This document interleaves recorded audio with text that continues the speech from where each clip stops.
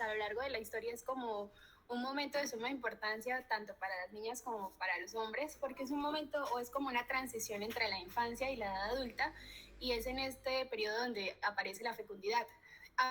Aparte de los caracteres sexuales, que son los que se desarrollan en esta etapa, que son como los más notorios, también pues hay un proceso de maduración a nivel cognitivo y a nivel psicosocial. Debemos definir adolescencia, y la adolescencia la OMS la considera como una etapa entre los 10 y los 19 años. Y ya juventud, que es donde estamos la gran mayoría, es de los 19 a los 25 años. Esta es la Sociedad de Adolescencia Americana.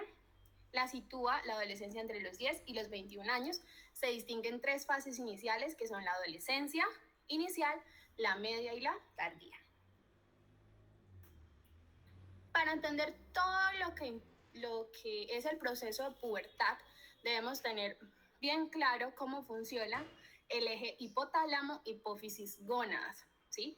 Es importante tener una comprensión inicial de todos estos mecanismos y de toda esta parte hormonal para poder entender cómo es el proceso de la fisiología de la pubertad. Entonces, ya sabemos que aquí en el hipotálamo se generan los pulsos de GnRH. Estos pulsos de GnRH son captados acá a nivel de la hipófisis, ¿sí? Porque acá es donde se encuentran los receptores de esta, y en respuesta a este estímulo se genera LH y FSH. La LH, que es la hormona luteinizante, y la hormona folículo estimulante actúan a nivel de la gónada, femenino-masculina, y va a generar los péptidos gonadales. Los péptidos gonadales, ¿para qué? Para hacer una retroalimentación. Y también se generan los esteroides sexuales, que son lo que me van a producir los cambios puberales.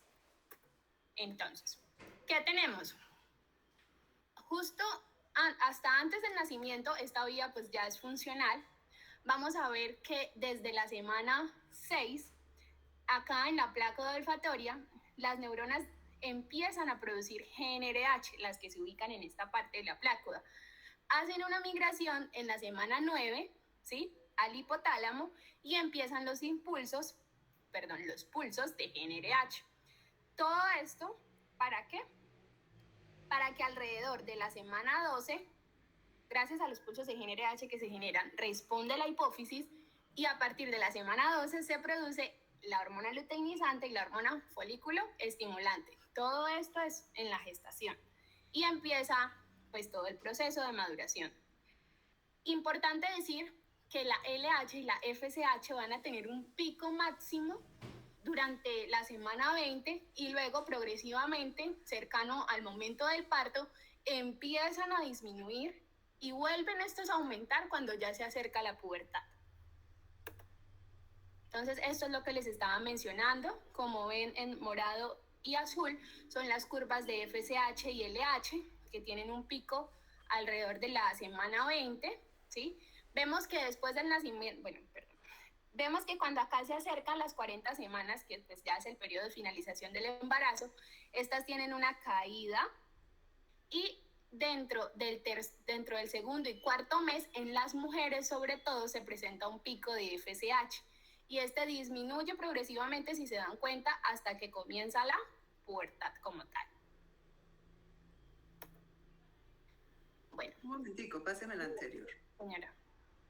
Dos cositas. Primero, en el sitio donde ven el descenso importante por la deprivación que se da por el estímulo de la placenta, donde hay niveles altos hormonales en el momento en que la bebé nace, la niña, por esa deprivación hormonal puede haber un sangrado vaginal, para que si en algún momento ven una recién nacida, una bebita que hasta los primeros 8 o 10 días puede tener un sangradito por vía vaginal, no se asusten, es un sangrado por deprivación y hay que tranquilizar a los padres porque es normal, ¿sí? Eso se da por la disminución hormonal que se tiene en el momento del nacimiento. Ahí ven que los picos, no es que los pulsos, las líneas no son paralelas al cero, ¿sí? ¿Qué significa eso? Que siempre hay una pulsatilidad de la FSH y la LH, más de la LH, que es la que primero va a mostrar los cambios puberales, pero son picos, digamos que la pulsatilidad en la prepuber son un pulso cada 5 horas o un pulso cada 8 horas. Y cuando hablamos de que se acorta el pulso, es que ya no es cada 8 horas o cada 5 horas, sino que es cada hora o cada 30 minutos. ¿Sí? Entonces, cuando oigan hablar de que se acortan los pulsos, es eso. ¿Sí? Es que la pulsatilidad en tiempo va a ser más frecuente. Sigamos. Listo. Bueno, entonces esto es lo que les estaba hablando, que es la pausa juvenil. Entonces vamos a conocer que ese es el típico patrón difásico de la secreción de gonadotropinas desde la lactancia hasta el inicio de la pubertad. Esto se debe, como les acabo de mencionar la doctora, a los cambios en la secreción pulsátil de GnRH y en menor grado a las concentraciones bajas de los esteroides gonadales. Entonces es acá donde es como un cuadrito resumen de todo este eje. Vamos a tener, repito, acá a nivel del hipotálamo se generan los pulsos de GnRH y esto va a estar regulado tanto por factores centrales como periféricos. Factores centrales, como lo son el glutamato y la quispectina, estimulan esta vía y quienes lo pueden inhibir son el GABA y los opioides endógenos. Esto en cuanto a los factores centrales. Y en cuanto a los factores periféricos, encontramos que quien lo puede estimular es la lectina y lo puede inhibir la grelina. Entonces, teniendo estos factores claros que actúan directamente sobre la estimulación pulsátil de GnRH, se estimula la hipófisis, como les he mencionado, se inicia la pubertad, se empieza a secretar FSH y LH y es cuando aquí empieza a secretar los esteroides sexuales, que son la testosterona y el estradiol, y comienzan los cambios puberales. Dame la anterior otra vez.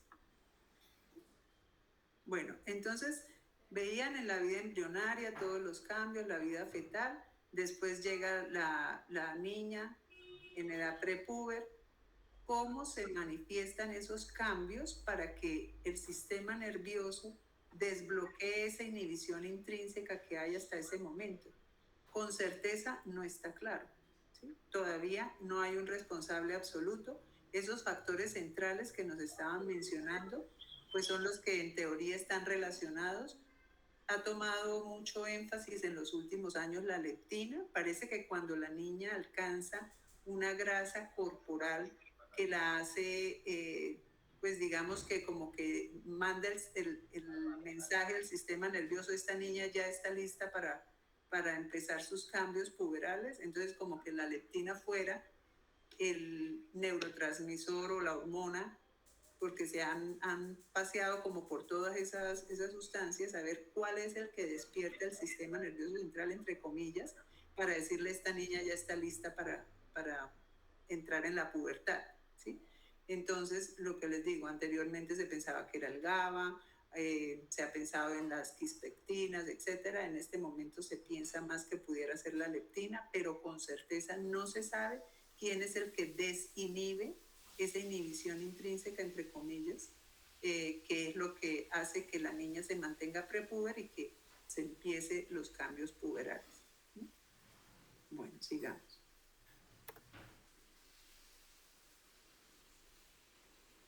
Bueno, entonces para continuar hablando, siguiente mapa, por favor. Entonces, pues vamos a definir la pubertad como pubis con vello, viene de pubere, y pues muestra básicamente el desarrollo de los caracteres sexuales secundarios, la maduración completa de las gónadas, adquisición del pico de masa ósea, grasa muscular, se logra una talla adulta y pues el rango de edad está entre los 8 y los 13 años en niñas y los 9 a 14 años en niños. Entonces aquí también es importante que en las niñas pues los brotes mamarios van a aparecer cuando la secreción pulsátil nocturna de las gonadotropinas aumentan lo suficiente como para generar pues niveles detectables de concentraciones séricas de estradiol. Y pues también la amplitud del pico de LH va a aumentar 10 veces, mientras que la amplitud de pulso de la FSH solo pues se va a duplicar. También se da un aumento en la respuesta hipoficiaria de la GNRH y pues esto va a aumentar a su vez la cantidad de receptores pues del mismo en las células gonadotropas. Entonces pues esos pulsos de gonadotropinas van a pasar de ser diurnos y los incrementos en las concentraciones de estradiol van a ser pues cada vez más prolongados. Entonces, a medida que avanza la pubertad, pues la amplitud de la secreción pulsátil de LH pues va a seguir aumentando y llega a un punto pues que puede ser hasta 20 o 40 veces más. Entonces, pues en respuesta al aumento de esta secreción de gonadotropina, entonces las secreciones basales de estradiol van a ir aumentando progresivamente y los valores de inhibina B, que inicialmente son bajos o indetectables en las niñas prepuberales, van a aumentar drásticamente hacia la mitad de la pubertad y pues van a disminuir en sus últimos estadios. Entonces, eso va a reflejar primero una mayor estimulación ovárica y luego el inicio del ciclo menstrual y pues la aparición de la fase lútea. Y las concentraciones de inhibina A, que son también indetectables, son muy bajas al inicio de la pubertad, van a aumentar gradualmente pues, a partir de ese momento. Siguiente, Mafe, por favor. Entonces, perdón, Viviana, el primer cambio a nivel del eje gonadal que se presenta es el aumento de los pulsos de LH nocturnos. No se les olvide. Ahí empieza, ese es el primer cambio a nivel gonadal.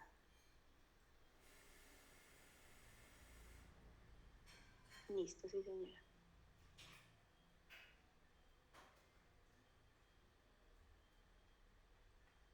Siguiente, Mafe, por favor. Bueno, entonces vamos a hablar, pues a tener como claridad de las definiciones. Entonces, gonadarquia refiere pues a la activación de las gónadas por hormonas hipoficiarias, la hormona foliculoestimulante y la hormona luteinizante, pues que sabemos que es la FSH y la LH. En cuanto a la adrenarquia, entonces pues se define como el aumento en la producción de andrógenos por la corteza suprarrenal y pues que es independiente de la maduración del eje hipotálamo hipófisis gonadal. Siguiente, por favor. Y pues la telarquia, que es la aparición del tejido mamario, la pubarquia, que es la aparición del vello púbico, y la menarquia, que es la aparición de la menstruación. Pues hay que tener en cuenta que esto ocurre en un momento cronológico, pero pues también sabemos que eso depende de cada individuo. Entonces pues pueden tener patrones que marquen acontecimientos patológicos, pero lo normal es encontrar esta secuencia. Siguiente, por favor. Bueno, entonces en cuanto a la adrenarquia, entonces describe el aumento de la producción suprarrenal de andrógenos que comienza aproximadamente a los 6 años de edad. Entonces, tanto en los hombres, bueno, esto se da tanto en los hombres como en las mujeres. Y pues el aumento de la producción de los andrógenos suprarrenales se va a deber a un cambio en la respuesta suprarrenal a la estimulación de la corticotropina, que es la ACTH. Entonces, pues esto se va a caracterizar por un cambio hacia el aumento en la producción de unos intermediarios. Entonces tenemos el omega 5 3 beta hidroxiesteroides, que pues a su vez tiene otros componentes, que es la que vemos ahí en pantalla, pues que se resume como la DHEA y la disminución de la producción de 4 omega cetoesteroides, pues que tiene también sus componentes como lo vemos en pantalla. Entonces, pues sin ningún cambio en la secreción de cortisol, esto pasa sin ningún cambio en la secreción de cortisol. Y pues en consecuencia el aumento de las concentraciones séricas de DHEAS, esto va a hacer que se dé la aparición de la adrenarquia. Y pues por lo general el indicador de la adrenarquia va a ser las concentraciones séricas de DHEAS mayores de 40 miligramos por decilitro. Siguiente. Entonces, tenemos que pues los andrógenos suprarrenales van a, como lo nombré, van a derivar de la zona reticular, de la capa más profunda de la corteza suprarrenal, y que va a empezar a formarse a los 3 años y termina de definirse durante la adrenarquia.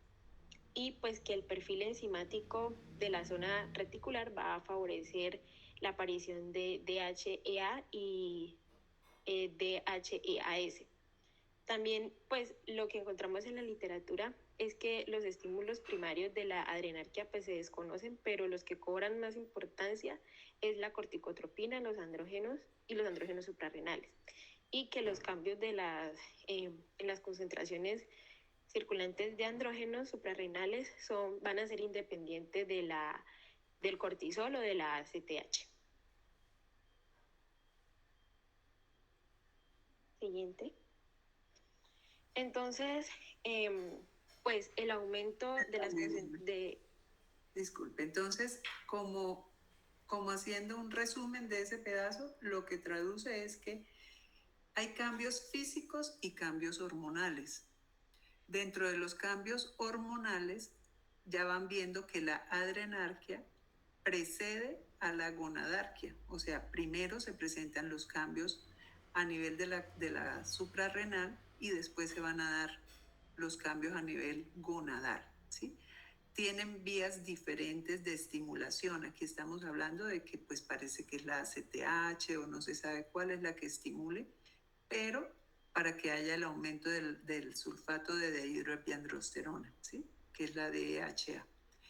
Entonces, ahí ven, a los 6 años, o sea, tienen vías diferentes de estimulación para que arranquen esas funciones hormonales, y la primera que se estimula es la adrenal y después va a ser la gonadal. Bueno, continuemos. Bueno, entonces, pues el aumento que se da en la secreción androgénica suprarrenal, pues a partir de la adrenarquia va a estimular finalmente lo que va a ser la pubarquia. Entonces se va a dar la aparición de vello púbico y el desarrollo de la actividad de la unidad pilosebácea, que va a estar formada por un folículo piloso y una glándula sebácea, y las concentraciones de andrógenos suprarrenales se van a correlacionar con cambios en la densidad ósea, lo que pues sugiere que también puede contribuir al crecimiento del tejido óseo cortical.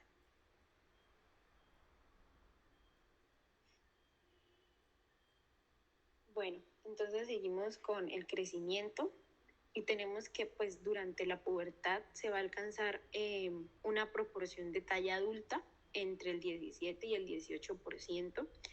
El crecimiento de las extremidades va a preceder al del tronco y pues comienza con las regiones más distales y luego la parte pues más proximal de los brazos y las piernas. Entonces, el crecimiento del tronco se va a producir principalmente hacia el final de la pubertad.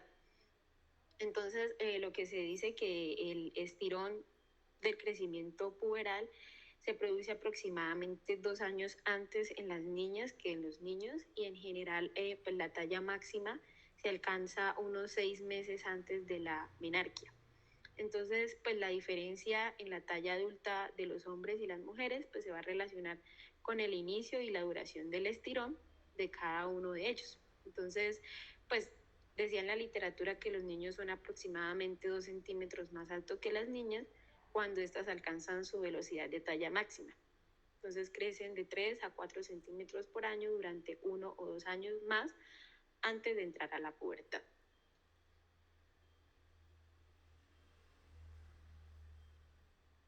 Entonces, pues como les venía hablando, en las niñas la velocidad máxima de acumulación ósea se da durante la menarquia y se mantiene durante la pubarquia, y pues aproximadamente la mitad del calcio corporal se va a depositar durante la pubertad. Y también tenemos que el IMC aumenta antes de los 16 años por cambios en la masa libre de grasa y por un aumento pues en la grasa corporal. Por eso, en las niñas prepúberes, y ojalá, digamos, el año anterior a la menarquia y el año posterior a la menarquia, sería la prevención primaria para osteoporosis, darles calcio a esas niñas. Entonces, si a ustedes les llega una niña a esa edad, que ya le empiezan a ver los cambios puberales, que como van a comentar ahí, más o menos esos cambios puberales se pueden dar hasta 4 años, desde que inician hasta que ya llega la menarquia. En ese momento, si ya calculamos en qué momento está la niña, pero con los cambios puberales, si le damos calcio, hacemos prevención primaria para osteoporosis. O sea que es una medida muy válida.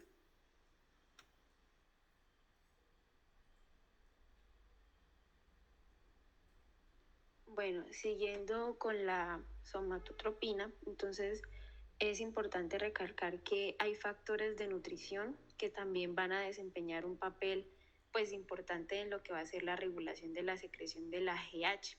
Entonces, mientras que el ayuno y los alimentos con alto contenido proteico van a estimular, la liberación de GH, pues lo que va a hacer la hiperglucemia y la leptina es que van a inhibir esa secreción. Entonces, pues los estrógenos estimulan el exceso de glucocorticoides e inhibe la liberación de GH. Entonces, la secreción de GH es máxima durante la pubertad y esta va a disminuir con la edad, aproximadamente el 50% cada 7 años. También que la GH pues va a ser secretada de forma pulsátil al inicio de la pubertad y la amplitud de los pulsos va a aumentar. Entonces eso se da especialmente durante el sueño. También pues en consecuencia las concentraciones de GH van a aumentar de forma progresiva y pues la velocidad de crecimiento de las concentraciones de GH circulante pues va a ser muy determinante porque pues va a ser importante para la tasa de crecimiento puberal. Entonces, los niños de crecimiento más lentos van a presentar menos pulsos de GH y pues van a ser de menor amplitud y tienen un aumento más gradual de las concentraciones séricas de GH. Bueno, en cuanto al factor de crecimiento insulínico tipo 1, entonces, pues esta es una proteína mediadora de los efectos de la GH y pues va a estimular lo que va a ser el crecimiento de huesos, tejidos y va a promover la producción de masa. Entonces tenemos que pues es sintetizado y es secretado por el hígado en respuesta a la GH, va a estimular el crecimiento e inhibe la apoptosis, también va a ser regulada por la insulina y va a aumentar en los periodos de ayuno y pues desciende al ingerir alimentos. También se encuentra disminuido en enfermedades como desnutrición y pues también hace que aumenten los niveles, los efectos de la FSH y la LH en los ovarios, el efecto de la ACTH en la esteroidogénesis suprarrenal y en la respuesta tiroidea a la tirotropina. Y pues sus concentraciones aumentan 7 veces desde valores muy bajos al nacer, valores máximos en la pubertad y desciende casi el 50% a los 20 años. Y pues va disminuyendo pues, con el envejecimiento.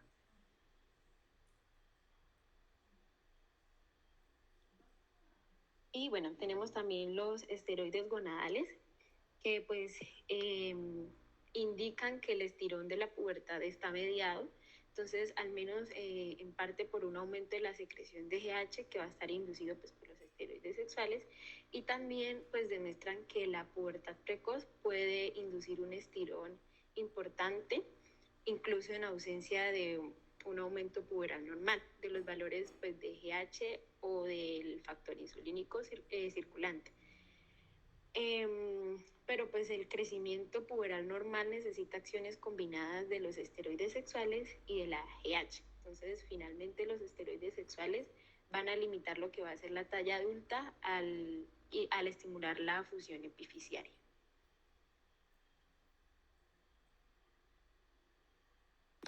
Bueno, en cuanto al desarrollo cronológico y los estadios, tenemos que la edad de inicio de la pubertad va a estar mediada por diversos factores como lo son el entorno social, la genética, la salud y la exposición ambiental. Siguiente, porfa. Se han identificado entonces un gran número de variaciones genéticas que van a determinar la edad de la menarquia. Entonces tenemos el LIN28B, que es un codificador de proteínas fijadoras de ARN. Está también el NEGR1, que es un regulador de crecimiento neuronal tipo 1, y el FTO, que está asociado a la masa grasa y la obesidad. Es importante reconocer que hay una estrecha relación entre la edad de menarquia de las madres e hijas y las hermanas, y que las niñas que viven más cerca al Ecuador, a menores altitudes, en zonas urbanas, y las que son ligeramente obesas, suelen iniciar la pubertad antes que las que viven, digamos, en mayores latitudes. Entonces, como lo mencioné, tanto el peso como la masa de grasa corporal se van a asociar a una probabilidad más alta de una menarquia temprana. Y una menarquia temprana, entonces, se va a asociar a una ligera reducción de la talla adulta y a un mayor riesgo de obesidad en comparación con las adolescentes o las niñas que tienen la menarquia tardía. Siguiente, por favor. Ahí tenemos entonces una imagen que muestra la secuencia del desarrollo puberal y la edad promedio a la que se da. Entonces tenemos el brote mamario en una edad promedio a los 10 años y medio, la aparición de vello púbico a los 11 años, el máximo crecimiento a los 11.4 años, la menarquia hasta alrededor de los 12.8 años, ya la mama adulta a los 14 años y el vello púbico adulto a los 13.7 años. Siguiente, porfa.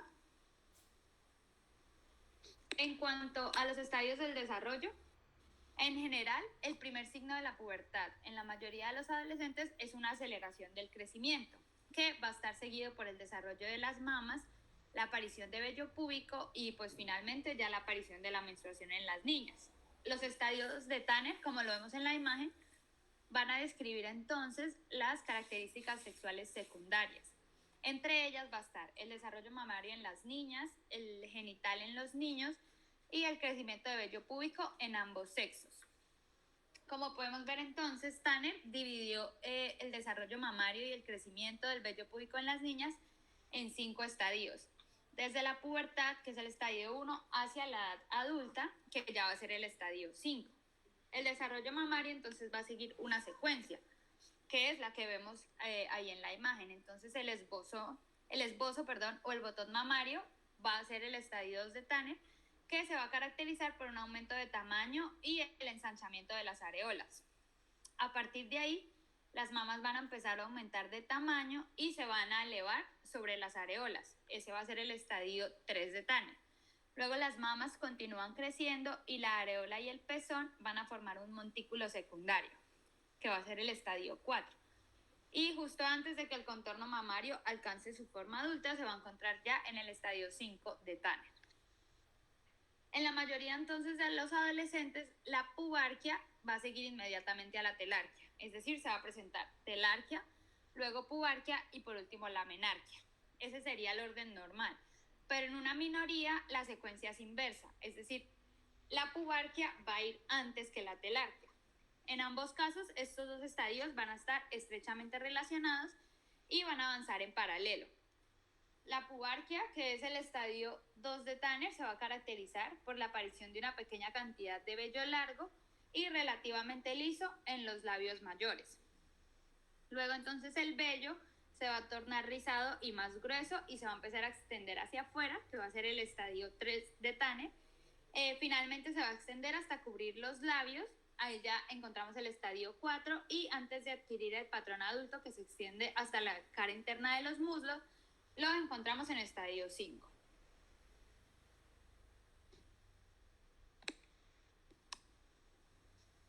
Entonces, la menarquia se va a producir en promedio 2.6 años después de la pubarquia y una vez que ya haya pasado el pico de crecimiento. Después de la menarquia, el crecimiento es más lento y generalmente no excede los 6 centímetros. Las menstruaciones posteriores a la menarquia suelen ser anovulatorias, irregulares y en algunos casos pueden ser bastante intensas. Los ciclos anovulatorios a menudo van a persistir de 12 a 18 meses o pueden durar hasta 4 años después de que se presente la menarquia y en el 35% de las adolescentes refieren 10 o más periodos al año en el primer año posmenárquico.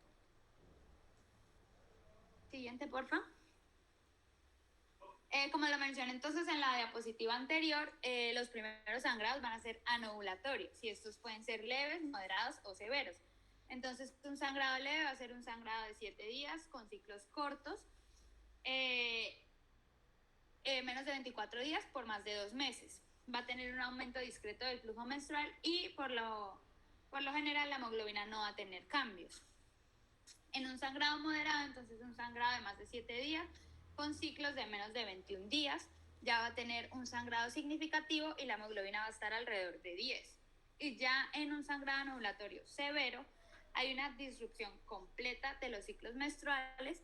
Ya la paciente va a presentar un sangrado muy abundante con compromiso de la hemoglobina con o sin signos de inestabilidad hemodinámica. Siguiente, por favor. Y ya la menstruación normal, entonces, es un sangrado que se presenta cada 21 a 45 días, que va a durar alrededor de 2 a 7 días, con una pérdida sanguínea promedio de 30 a 80 mililitros. La ovulación, entonces, se va a establecer de acuerdo a la edad a la que se presentó la menarquia. Entonces, si la menarquia se presenta en menores de 12 años, alrededor de 2 años después ya se va a establecer la ovulación. Una menarquia entre 12 y 13 años, alrededor de 3 años después, se va a establecer la ovulación pues normal, y la menarquia en niños mayores de 13 años se establece de 4 a 5 años después. Siguiente.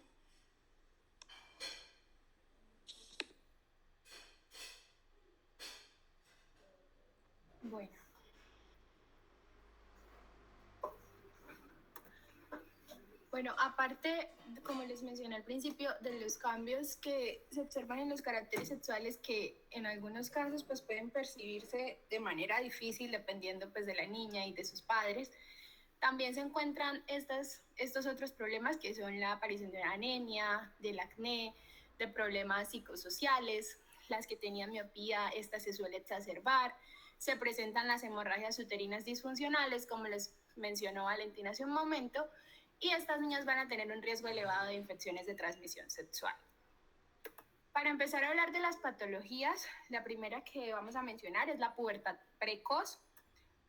Entonces, ¿cómo se define pubertad precoz? Es aquella pubertad... Un momentico, María Fernanda, ¿tienen preguntas hasta aquí de lo que es normal?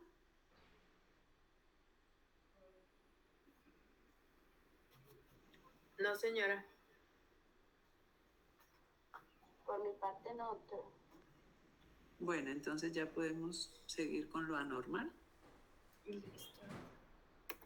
Bueno, entonces para dar la definición de pubertad precoz, se define como el desarrollo puberal a una edad de más de 2.5 desviaciones estándar con respecto a la edad promedio. Tomamos como punto de partida los 8 años, entonces pubertad precoz es aquella pubertad que sucede antes de los 8 años. ¿Sí? Estos patrones o esa edad se establece según los patrones normales establecidos según la sociedad. La causa de pubertad precoz se atribuye a distintas causas, puede ser una variante del desarrollo normal o incluso por alguna patología grave. El tratamiento y la importancia de este tema es que se necesita un tratamiento inmediato para evitar las consecuencias tanto psicosociales como de crecimiento que pueden presentar estas niñas. Entonces, ¿a quién evalúo? Vamos a tener diferentes escenarios. El primero de ellos es una niña que llega al consultorio, que tenga 6 años y que ya presente desarrollo mamario o que presente vello púbico. Si tiene 6 años y presenta cualquiera de estas dos, no necesariamente deben ser las dos, de una vez se inicia, como vamos a mencionar más adelante, el algoritmo de pubertad precoz. También el segundo escenario es para las niñas que son menores de 8 años que presentan ambas características a la vez, es decir, tanto un desarrollo mamario temprano como la aparición de vello púbico. Y las niñas menores de 8 años que solo tienen telarquia prematura o adrenarquia o pubarquia también son indicadores de evaluación de pubertad precoz. ¿Qué vamos a hacer con estas niñas? Dependiendo del caso, daremos el tratamiento. Debemos determinar la edad ósea, vamos a ver un poco más adelante por qué, y hacemos un seguimiento exhaustivo para determinar la tasa de crecimiento lineal, es decir, cómo va la progresión de esa talla en esas niñas. Vamos a encontrar que en pubertad precoz hay 3 tipos.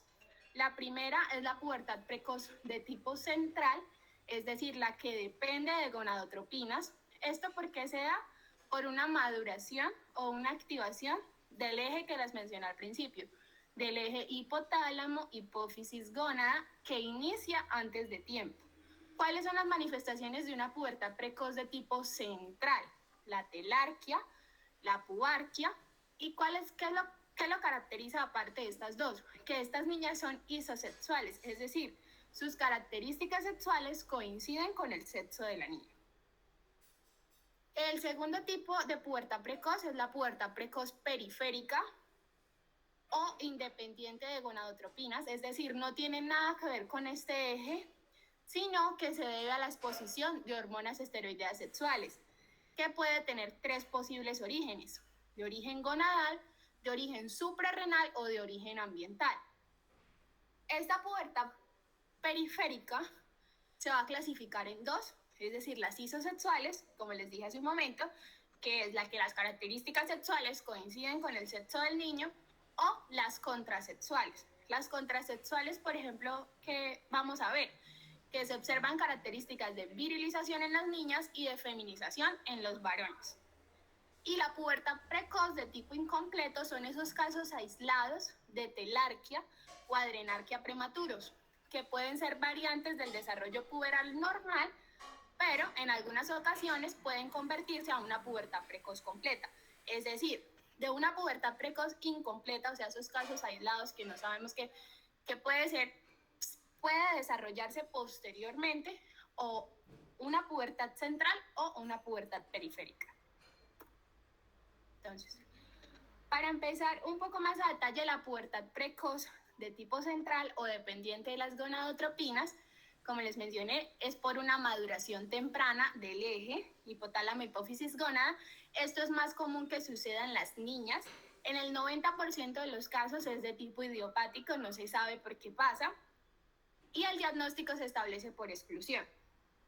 En el otro 10% vamos a encontrar que es por lesiones en el sistema nervioso central, como lo pueden ser tumores, radiaciones, hidrocefalia, algún quiste o algún traumatismo o alguna enfermedad inflamatoria a nivel del cerebro. ¿Qué es lo indicado en estos casos? Hacer una resonancia magnética cerebral. Como ven aquí en la tablita, hay diferentes causas de pubertad precoz. Si se dan cuenta, todas son malformaciones a nivel del sistema nervioso central. ¿A quién evalúo o a quién le hago una resonancia? A las niñas que tengan una pubertad precoz antes de los 6 años de edad.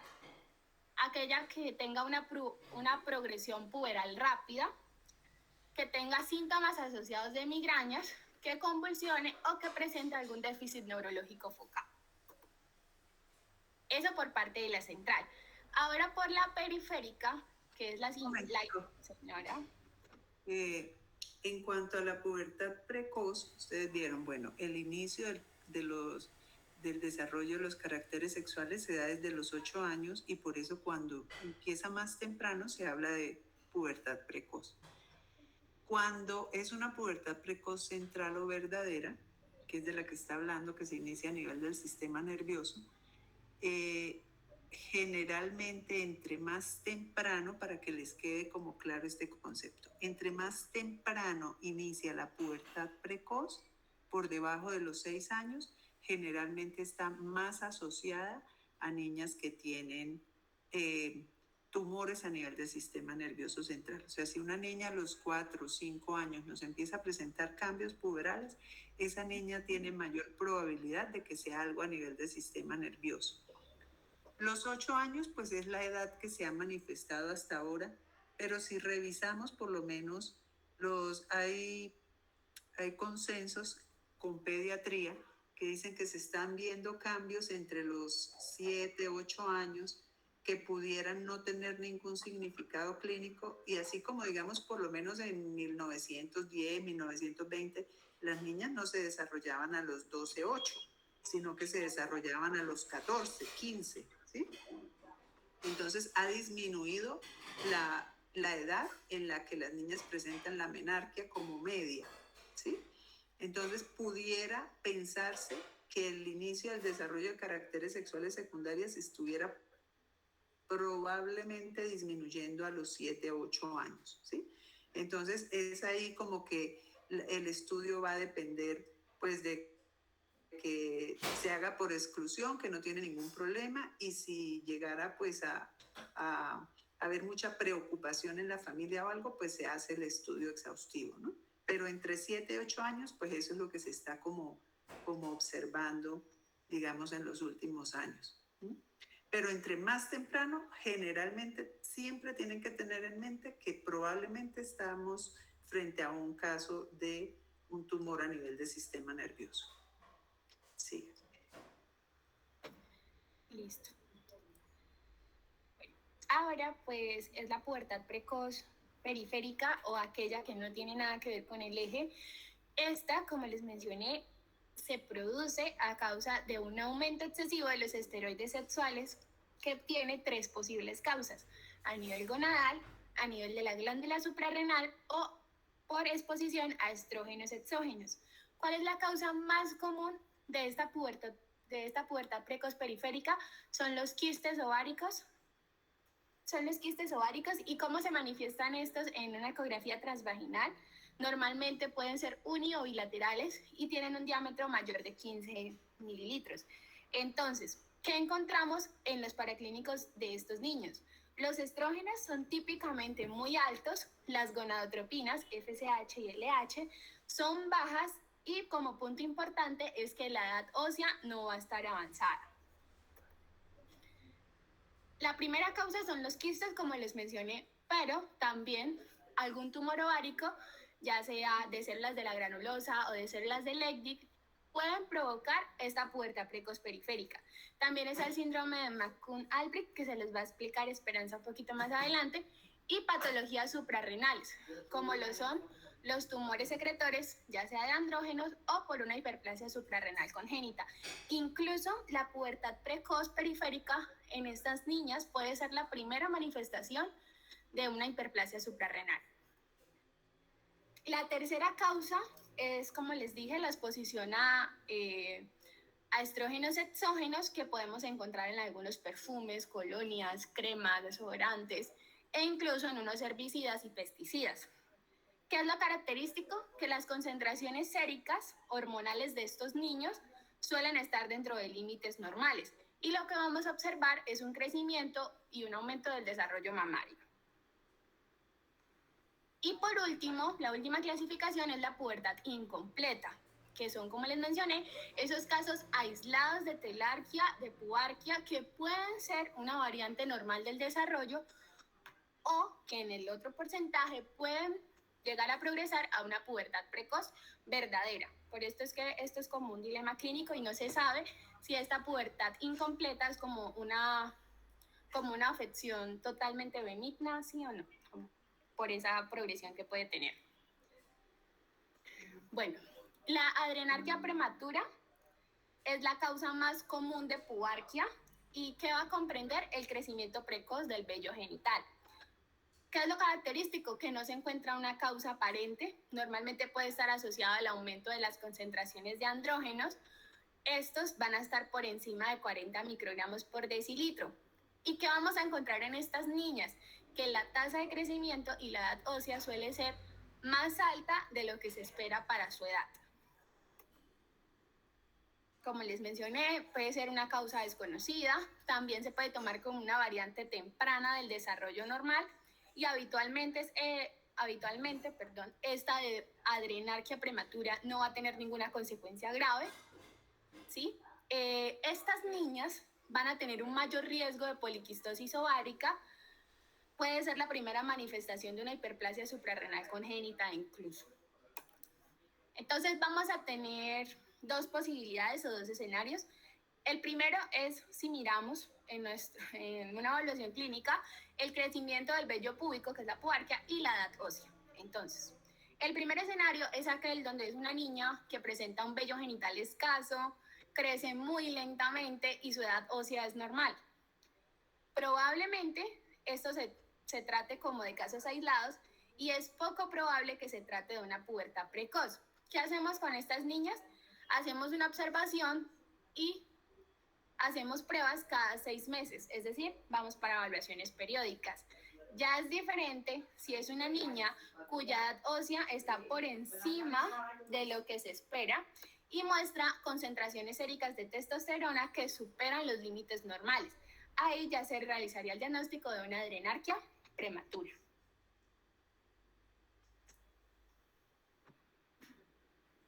Bueno, yo les voy a hablar acerca de la telarquía prematura. Entonces, ¿qué es la telarquía prematura?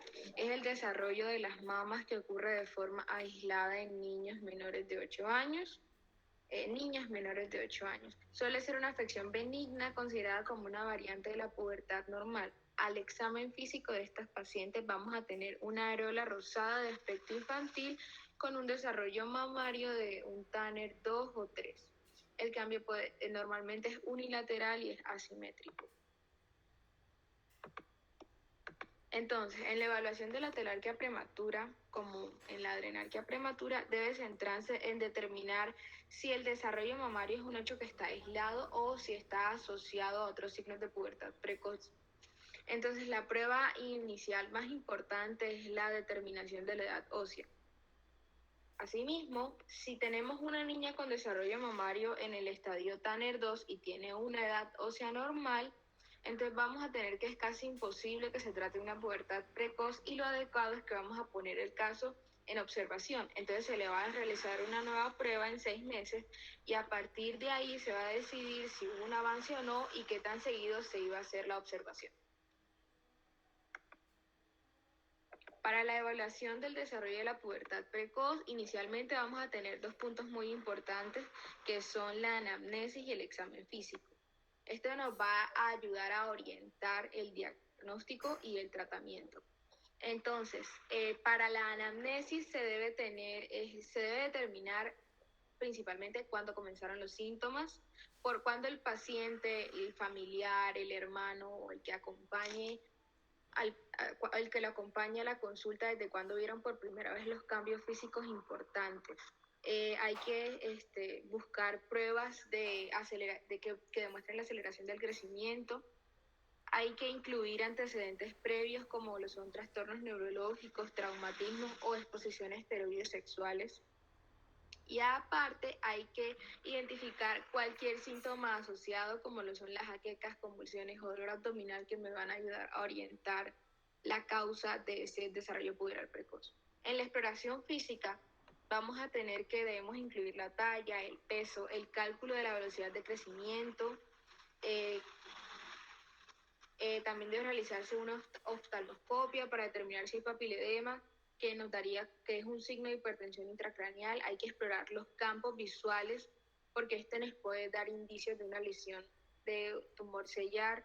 También debe realizarse una cuidadosa inspección de la piel buscando manchas café con leche que sugiera un síndrome de McCune-Albright y hay que determinar el estadio de Tanner de vello púbico y de desarrollo de las mamas y diferenciar el tejido adiposo del verdadero tejido glandular mamario. Bueno, entonces en la evaluación endocrina y diagnóstica por imagen, ¿a qué pacientes es el que vamos a iniciar esta evaluación? Entonces principalmente van a haber 2 casos. El primero es que son niños que presentan una edad ósea avanzada o normal acompañado de un desarrollo mamario y aparición de vello púbico, o de niños que tienen edad ósea normal con crecimiento acelerado demostrado y desarrollo de mamas o de vello púbico.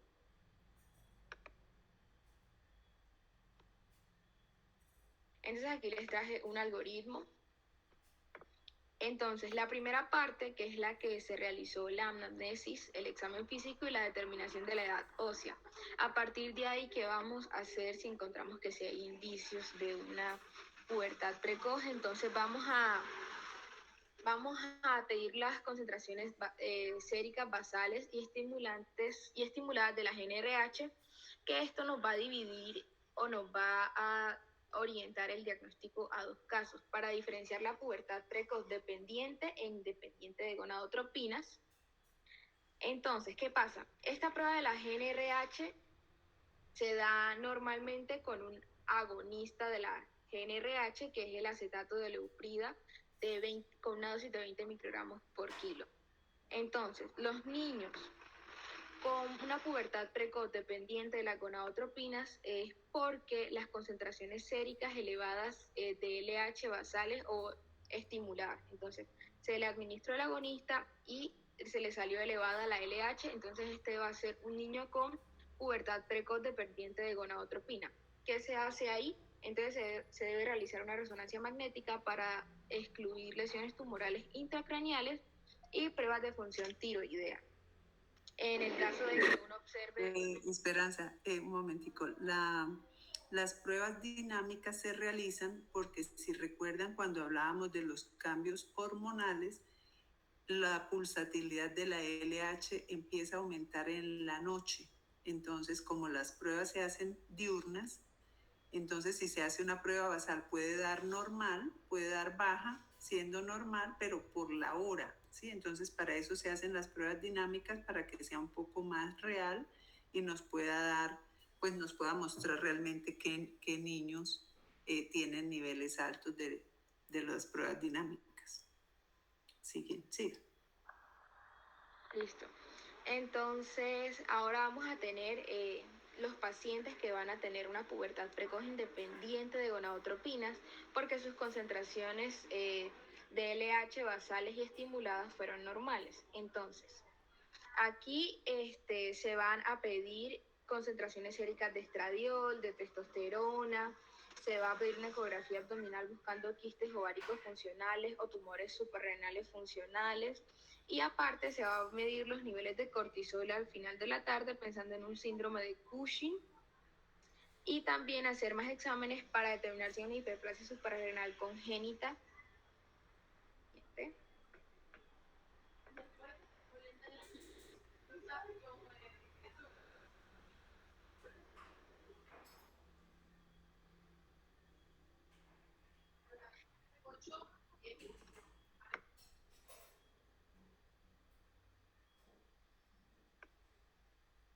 Siguiente. Entonces ahora vamos a tener cuál va a ser el tratamiento, en el tratamiento de la pubertad precoz, cuál va a ser el objetivo principal. Va a ser detener o lentificar el desarrollo hasta la edad normal de la pubertad con el fin de maximizar la talla adulta y reducir el riesgo de problemas psicosociales asociados a la maduración sexual temprana.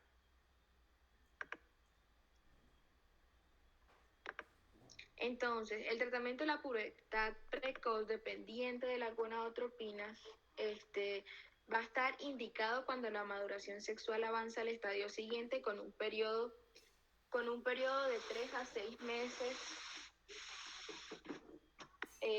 cuando la velocidad de crecimiento se acelera a más de 6 centímetros al año, salvo que la velocidad de la talla máxima ya haya pasado. Cuando la velocidad ósea está avanzada un año más o cuando la talla adulta anticipada es inferior al valor objetivo del paciente. Entonces, la decisión de tratar la pubertad precoz dependiente de la gonadotropina depende de la patología subyacente y la velocidad del crecimiento y la velocidad del desarrollo sexual. Entonces, en los casos de las lesiones intracraneales identificadas, pues el tratamiento va a ir dirigido hacia la lesión siempre y cuando esto sea posible. Por el contrario, hay los casos que con signos puberales estables o que entren en regresión y que la velocidad de crecimiento sea normal para la edad y la diferencia de la edad ósea con la edad cronológica sea inferior a un año y la talla adulta prevista está dentro de los rangos normales, entonces estos pacientes no van a necesitar tratamiento y se va a realizar un examen periódico de cada 6 meses para asegurarse de que este crecimiento que se haya como enlentecido no vuelva a como avanzar en el tiempo. Ahora, este tratamiento de la pubertad precoz dependiente de gonadotropina se va a dar un tratamiento con agonistas de la GnRH. ¿Qué hacen estas agonistas de la GnRH? Hacen una descarga inicial breve de liberación de gonadotropinas que me van a causar una desensibilización, es decir, un agotamiento de los depósitos disponibles de gonadotropinas liberables y un descenso hipofisiario, es decir, que hay una reducción de los receptores de la GnRH a nivel de la hipófisis. ¿Esto qué va a hacer? Va a inhibir el eje hipófiso-gonadal. El tratamiento con un agonista de la GnRH puede impedir el desarrollo puberal progresivo y aumentar la talla adulta final unos cuantos centímetros.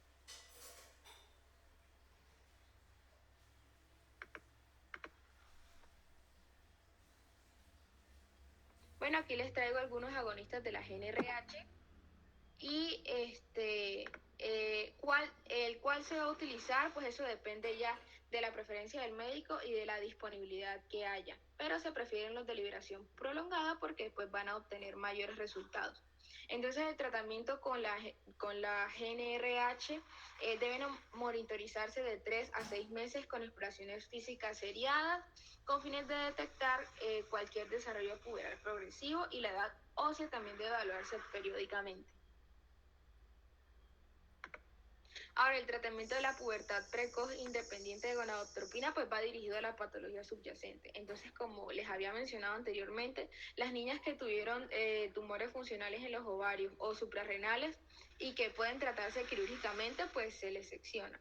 Los tumores que secretan hormonas también se le puede someter al paciente a radiación o a quimioterapia complementaria según el tipo y la localización del tumor. Los quistes ováricos funcionales unilaterales solitarios pues pueden extirparse quirúrgicamente. Los niños que tengan hiperplasia suprarrenal congénita deben iniciar un tratamiento con glucocorticoides, y los pacientes con el síndrome de McCune-Albright, el tratamiento que más se prefiere son los inhibidores de la esteroidogénesis o la acción hormonal que la cirugía, con el fin de preservar la fecundidad.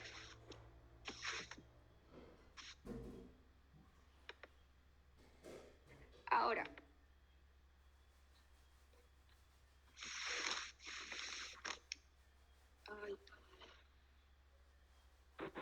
Bueno, y continuando acerca de la pubertad tardía, siguiente por favor.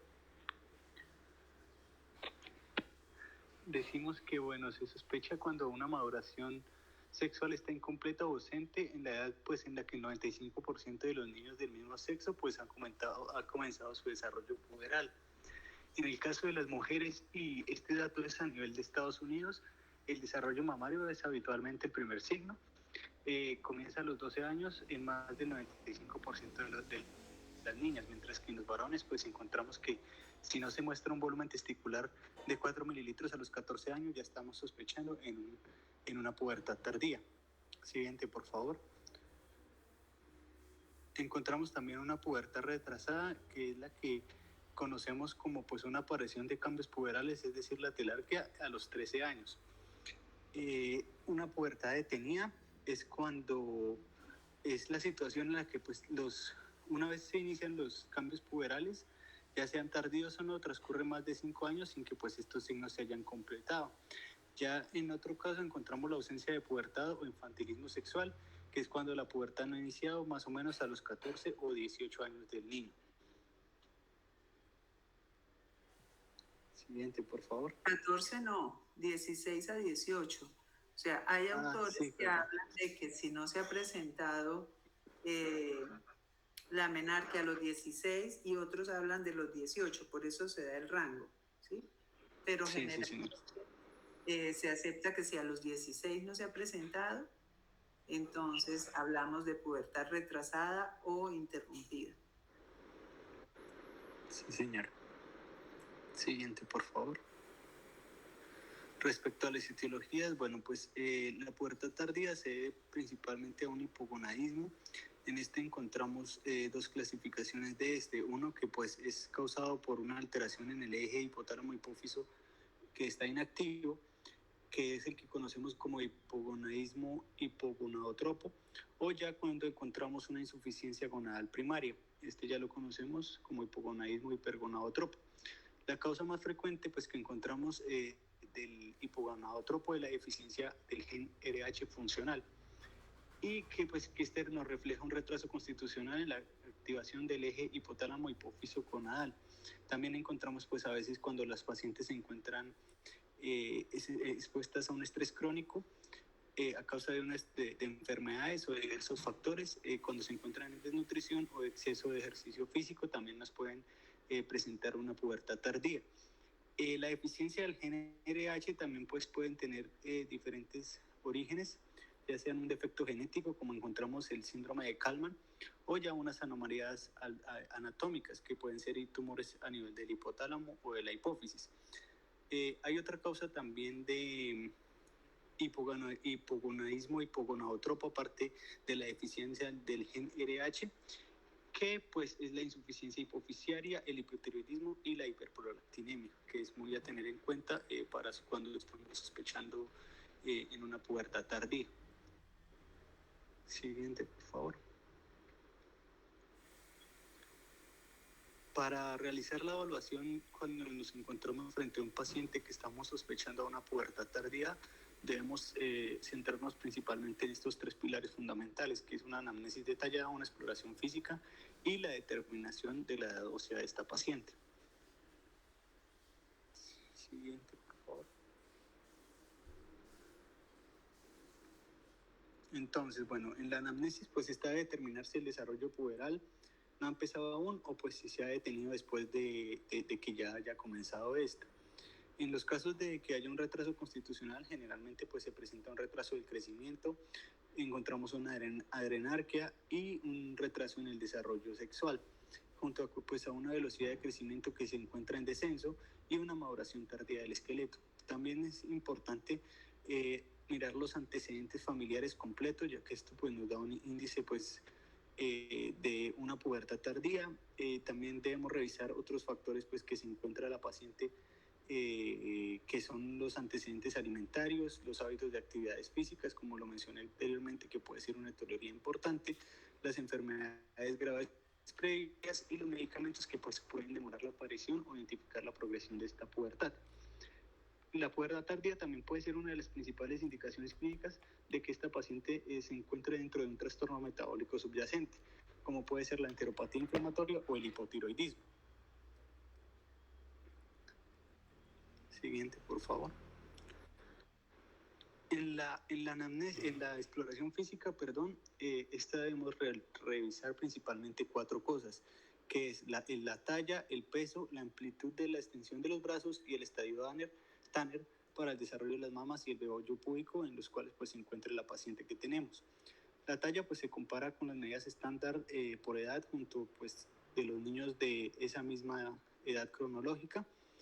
La edad ósea y esta talla pues se debe, luego de esa primera evaluación, se debe controlar atentamente durante al menos 6 meses luego de esta primera evaluación. Cuando encontramos pues una complexión corporal unocoide, que quiere decir que la extensión de los brazos supera la talla por encima de 5 centímetros, sugiere un retraso en el cierre epifisiario a causa de hipogonadismo. Ahí debemos prestar principal atención. Ya en los estadios Tanner, bueno, pues cuando existen unos botones mamarios, es decir, un estadio 2, generalmente pues se puede esperar o podemos pensar de que se va a dar una pubertad espontánea normal y pues podemos estar tranquilos y pues al paciente y a la familia de que pueden estar tranquilos respecto a esto. Las malformaciones congénitas, como puede ser una alteración de las estructuras de la línea media y anomalías esqueléticas, esto me va a sugerir una deficiencia del gen RH, debido a que pues, las mutaciones genéticas afectan elementos de la vía de señalización del factor de crecimiento fibroblástico. Siguiente, por favor.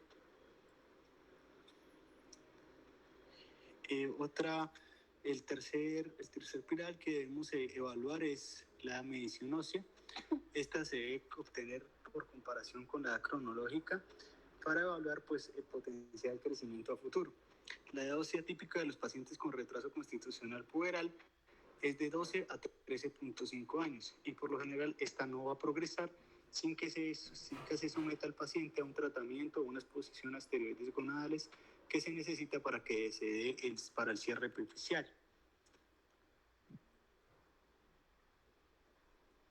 Siguiente, por favor. También podemos hacer unas pruebas analíticas, que es el caso de la FSH, el LH y el estradiol, que debemos estar pendientes de esta. Tenemos 3 caminos, que es cuando encontramos la FSH y la LH elevada, vamos a sospechar o pensar principalmente en un hipogonadismo hipergonadotropo, que podemos si no debemos pensar como una causa, una insuficiencia gonadal primaria. Por otro lado, cuando la FSH y la LH están disminuidas, ya pensamos en un hipogonadismo hipogonadotropo, que las causas de pues podemos encontrar un retraso constitucional, una deficiencia congénita del gen RH o una deficiencia de las gonadotropinas hipofisiarias. Ya cuando el estradiol está bajo y pues la FSH está en un intervalo normalmente bajo, es decir, de 5 a 10 unidades internacionales sobre litro, hacemos la misma interpretación que es de la cuando encontramos la FSH disminuida, o sea, estaríamos pensando en un hipogonadismo hipogonadotropo. Siguiente, por favor. Este es un esquema pues, en el cual debemos pensar y solicitar las pruebas que encontramos abajo. Bueno, pues es cuando nos llega pues, la paciente que encontramos un retraso del desarrollo mamario o del vello púbico. Entonces, pues como dije anteriormente, se envía una ósea, la FSH y el estradiol. Tenemos los dos caminos que son las causas principales, que es el hipogonadismo hipergonadotropo o el hipogonadismo hipergonadotropo. El hipergonadotropo le enviamos directamente un cariotipo, mientras que en el hipogonadotropo ya tenemos diferentes pruebas, como puede ser una resonancia magnética craneal, un hemograma, se envía la velocidad y demás pruebas que encontramos ahí.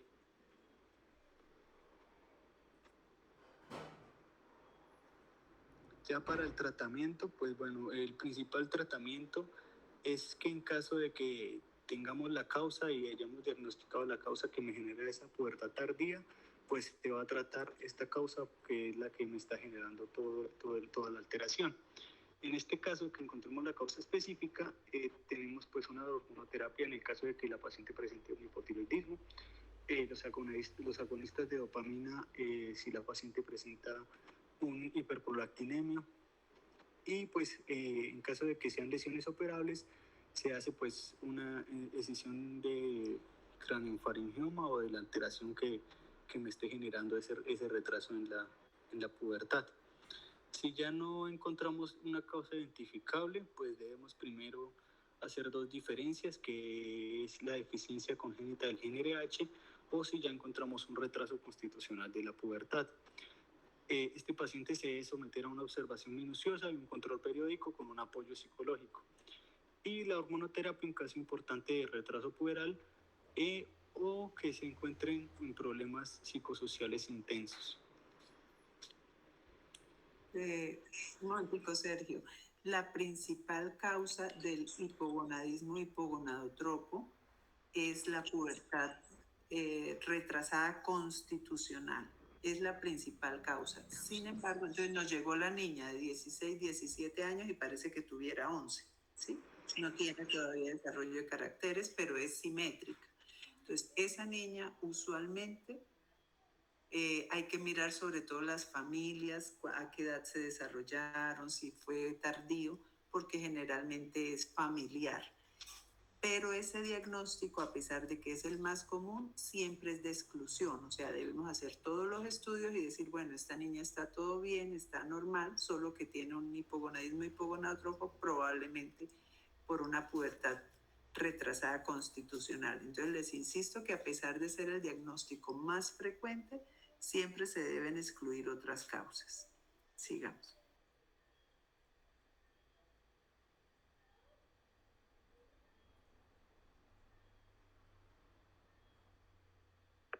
Bueno, ahora les voy a hablar de talla alta. Siguiente, por favor.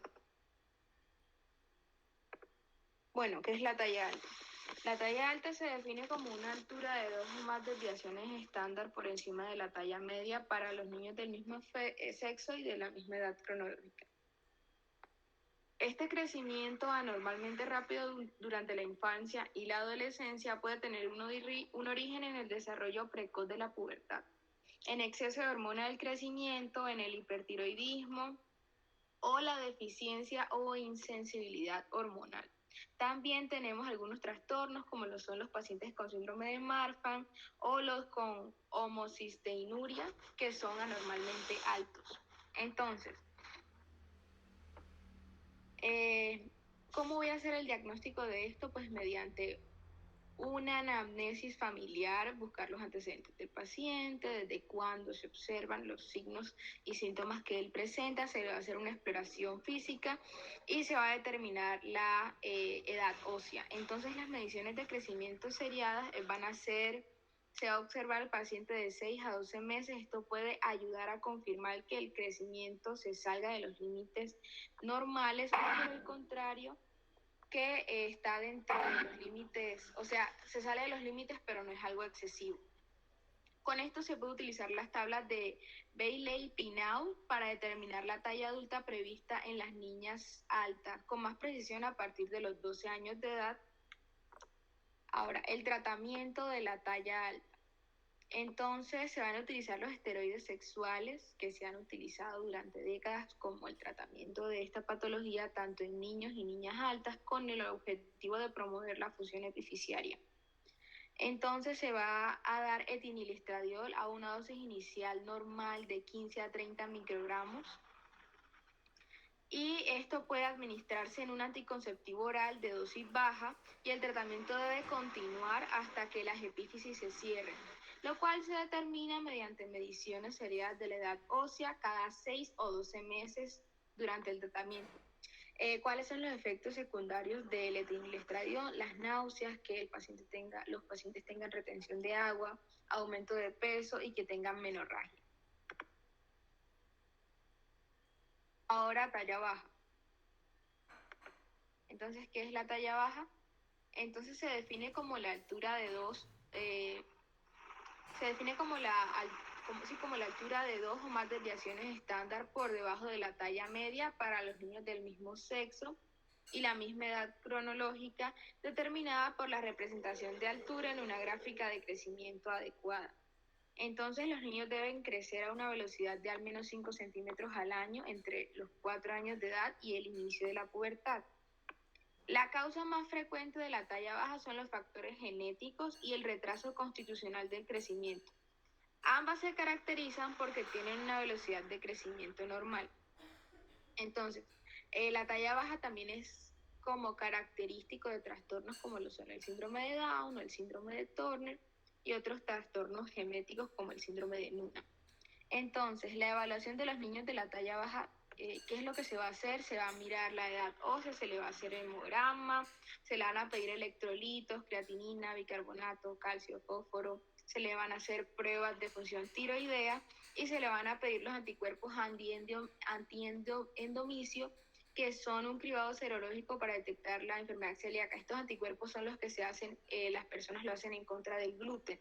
Y se le va a sacar un cariotipo al paciente para determinar que no sea debido a un trastorno genético. Ahora, para establecer el diagnóstico de la talla baja no es necesario realizar una resonancia magnética cerebral, pero debe considerarse que los niños con deficiencia de la hormona del crecimiento comprobada presentan signos o síntomas de disfunción hipotálamo hipofisiaria. Ahora, para el tratamiento que se va a utilizar, se van a utilizar...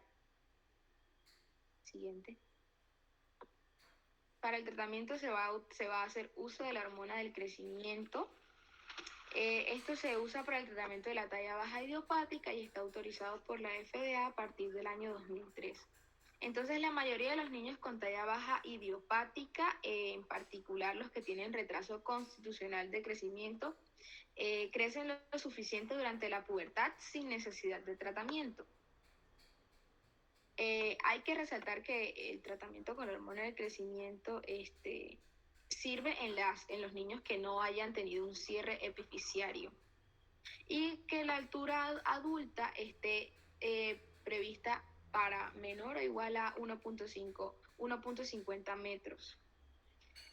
Y también se van a utilizar los agonistas de la GnRH de acción prolongada, que estos demoran el desarrollo de la pubertad y el cierre epifisiario. Sin embargo, el impacto de este tratamiento es un aumento aproximado de más o menos 4 centímetros de la talla. Y eso sería todo. Muchas gracias. Bueno, ¿tienen alguna pregunta? Muy bien, muchas gracias. ¿Tienen preguntas, comentarios?